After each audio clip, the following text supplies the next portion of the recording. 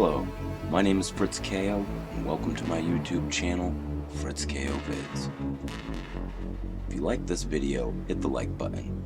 If you want more videos like this, please subscribe.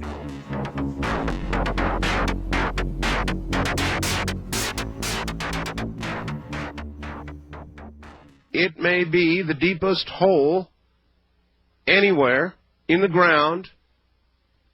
It may go on forever, for all we know. I'll catch you up here in a moment. The Pacific Northwest is full of mysteries, from Bigfoot to ghost stories and, of course, the disappearance of D.B. Cooper. Another mystery buried deep in the hills of eastern Washington keeps resurfacing. A bottomless pit said to be a pathway to the paranormal. Ellensburg and its surrounding valleys and Menashtash Ridge are beautiful in any season, but some believe what lies beneath is a deep, dark hole with supernatural powers. Many locals claim to know about the hole, but it didn't really become a phenomenon until 1997, when Mel Waters went on the Coast to Coast radio show with Art Bell. As usual, I brought the dogs with me. They wouldn't go anywhere near the damn thing.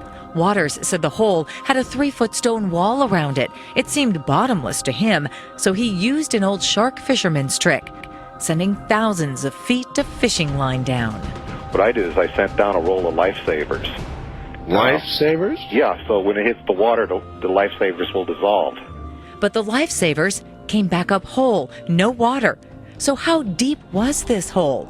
Waters said he believed it descended miles into the earth, and he says he's heard strange stories about its powers. The one guy claims that he threw his departed canine down into the hole. He swears the dog actually came back to him. When Mel went public, that's when the trouble began. So I called Mel in the middle of the night. We put him on the air. Last hour of the show last week. And we got the story of Mel's Hole. But now, Mel's Hole Part 2. I get the following fax earlier today. Art, you're receiving this fax simultaneously with a fax I attempted to send you earlier today. Much has developed since the first fax. I'll try to explain as rationally as possible what has transpired since my earlier fax. Around 1 p.m., I drove to Yakima to shop at the Costco there. On my way back, I decided to stop at the property. When I got there, my access road was blocked by military personnel that were armed. I noticed that several pieces of yellow gear had entered and exited my property based on the direction of their tread. I asked one of the guards, "What's going on?" He said there was a plane crash on the property. I said, "Well, that's strange." I told him there's no smoke. I don't see any in the distance. He asked who I was, and I let him know I own the property. I then asked to talk to the officer in charge. A non-uniformed man came up to my Suburban and let me know that I won't have access to my property until the crash has been completely investigated. I mentioned the yellow gear and the lack of smoke, and that they were on my property. I was told by this man that it's not necessarily my property, and that it would be very easy to find a drug lab on my property. Well, I got the drift.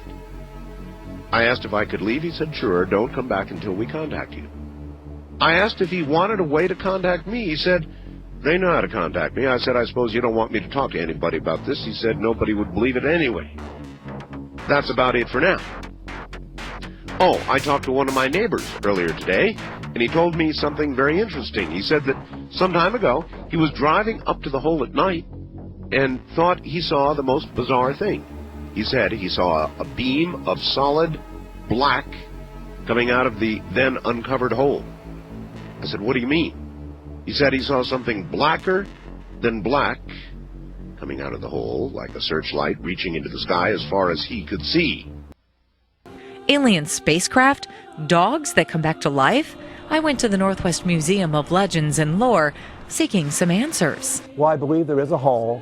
But Philip Lipson's never seen the hole, even though he's led expeditions to find it. And to this day, no one's been able to find it since that famous radio conversation. Allensburg Public Library historian Milton Waggy says the phone rang off the hook with all kinds of stories about the hole, some explainable, some not. He's still trying to solve the mystery of what happened to the library's file on MEL's hole.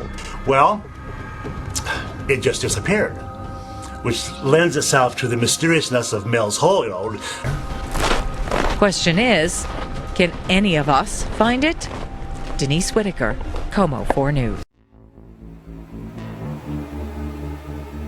Thank you for watching FritzKO Vids.